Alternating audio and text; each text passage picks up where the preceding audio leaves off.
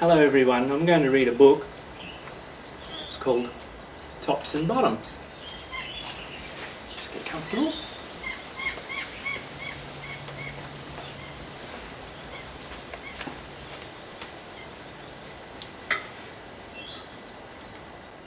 There once was a farmer who had a fine field, but nothing ever grew there.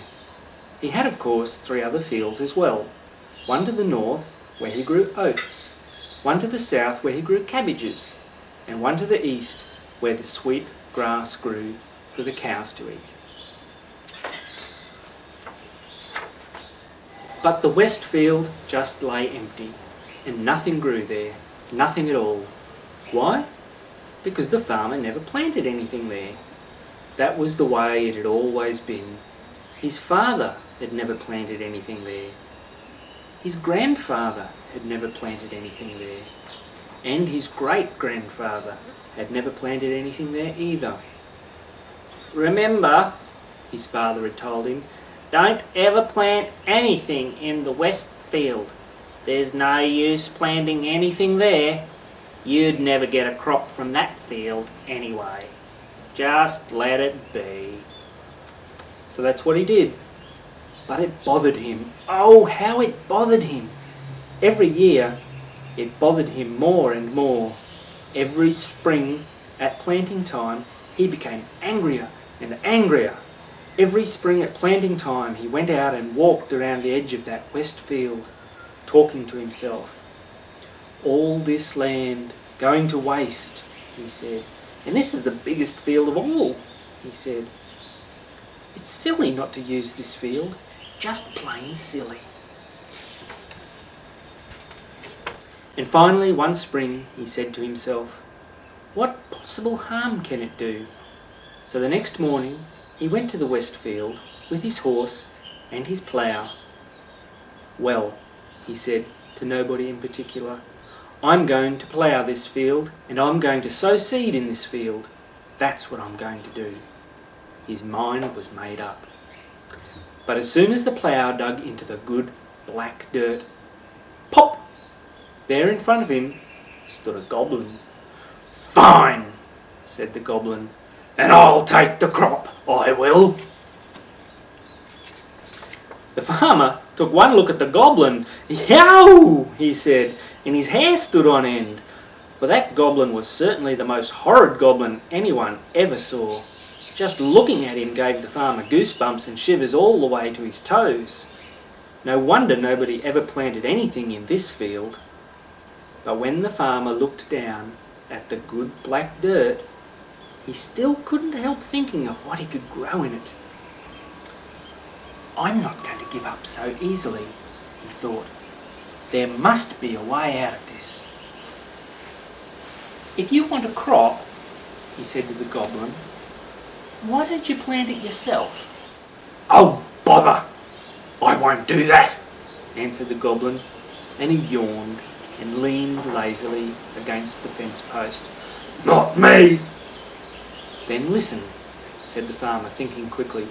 "Nobody's planted a crop here for a long time, and it's a waste of a good field. So, suppose we go halves. Half for me, half for you. Wouldn't that be fair?"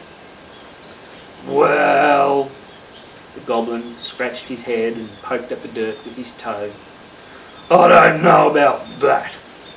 "And I'll do all the work," added the farmer. "Oh, that's fair," cried the goblin. "Half for me, half for you, and you do all the work." "But tell me," asked the farmer, "which half of the crop do you want? The top half or the bottom half? Tops or bottoms? Which?" The goblin looked down at the fine, rich soil the plough had turned. He poked at it with his toe again. He thought of things growing in that warm, dark earth, things deep in the ground getting bigger and tastier day by day. "Bottoms!" declared the goblin.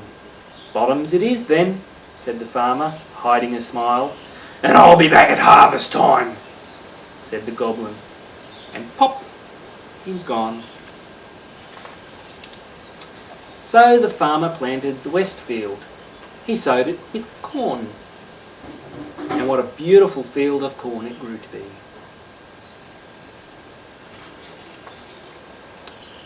When harvest time came, there was the goblin, ready for his share.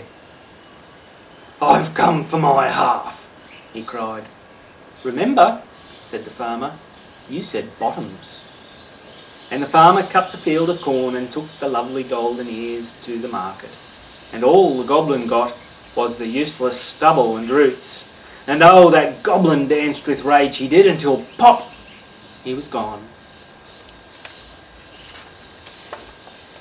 Next spring, at planting time, as soon as the plough dug into the dirt, there was the goblin again. "Tops this time," he growled. "I say tops. You may have cheated me once, but you won't cheat me twice." "Tops it is," said the farmer, and he sighed and turned down the corners of his mouth. So the farmer planted the west field. He planted it with carrots.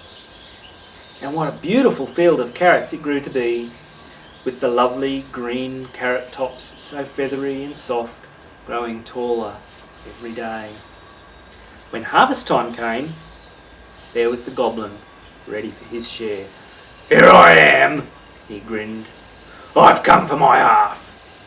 "Remember," said the farmer, "you said tops." And the farmer pulled up all the carrots out of the ground and twisted off their tops. Then he left the soft, green, feathery, useless tops for the goblin, while he took the lovely golden carrots off to the market. And oh, that goblin danced with rage, he did, until pop, he was gone. But the next spring, at planting time, there was the goblin again. "Which half this time?" asked the farmer. "Tops or bottoms?" "Never mind tops or bottoms," cried the goblin. "You may have cheated me once, you may have cheated me twice, but you're not going to cheat me again. This time you'll plant wheat, and I'll take this half of the field, and you'll take that half. Fair enough?" "Oh, yes, fair enough," agreed the farmer. But then the goblin grinned, showing his yellow teeth. "And then," the goblin went on, "then we'll have a mowing match. You'll mow your half, and I'll mow mine. And the one who finishes first gets it all." He looked at the farmer. "Fair enough?" he asked again. "Well," said the farmer, but he didn't really have any choice in the matter. "Fair enough," he sighed. So the farmer sowed the west field with wheat. And what a beautiful field of wheat it grew to be. Every day the farmer watched the wheat growing taller and getting riper. Every day he tested his scythe and sharpened it a bit more. Every day he worried. "I think I can mow fast," he said to himself. But that goblin wouldn't have wanted a mowing match if he didn't think he could mow faster. He looked at the wheat and he looked at his scythe. "I guess the only thing I can do is practice," he said. So he took his scythe and went off to the east field where the sweet grass grew to practice mowing. But on the very first stroke, whang, he hit a rock, and he had to stop and sharpen his scythe again. This made the farmer very angry, but while he was sharpening his scythe he began to think, and by the time he was through sharpening, he wasn't angry anymore. "Well, that's enough practicing for today," he said, and he hung his scythe on the wall of the barn and rode into town to visit the blacksmith. "Can you make me some thin iron rods?" he asked the blacksmith. "Little sticks of iron, maybe 200 or so." "Ah, that I can," answered the blacksmith. "But would you mind telling me what you're going to be doing with them?" "I think," said the farmer, "I think I'm going to plant them." And that's just what he did. When harvest time came, There was the goblin, just as always, only this time he was carrying a fine, sharp scythe and grinning from ear to ear. Early in the morning, just as the sun began to rise, the goblin and the farmer started off at opposite sides of the field, each one mowing as fast as he could. Whish, whish, swish went the scythes, but when the farmer stopped to listen, he could hear the goblin muttering to himself. "Blast!" said the goblin. "Toughest weed I ever mowed," said the goblin. "Scythe's getting dull," he grumbled. "Something's wrong. Oh, blast again!" The fact is, mowing wheat is one thing and mowing iron rods is quite another. For the farmer had taken those iron rods and had planted them in the ground, all over the goblin's half of the field. You couldn't see them. They were there, sticking up among the stalks of wheat. And before the morning was even half begun, the goblin's scythe was so dull that he couldn't have cut a pound of butter with it. "When's sharpening time, mate?" cried the goblin. It was only fair in a mowing contest for both of them to sharpen their scythes at the same time. "Sharpening?" said the farmer cheerfully. "Oh, about noon, I suppose." "Noon!" shrieked the goblin. "Then I've lost already!" And he threw down his scythe, and oh, how that goblin danced with rage, he did, mad as a hornet, until pop, he was gone, and he never came back again. So the farmer finished mowing his half of the field. Then he went into the goblin's half of the field and pulled up all the iron rods and mowed that half of the field too. "Fair enough," the farmer said. That's the end of the story.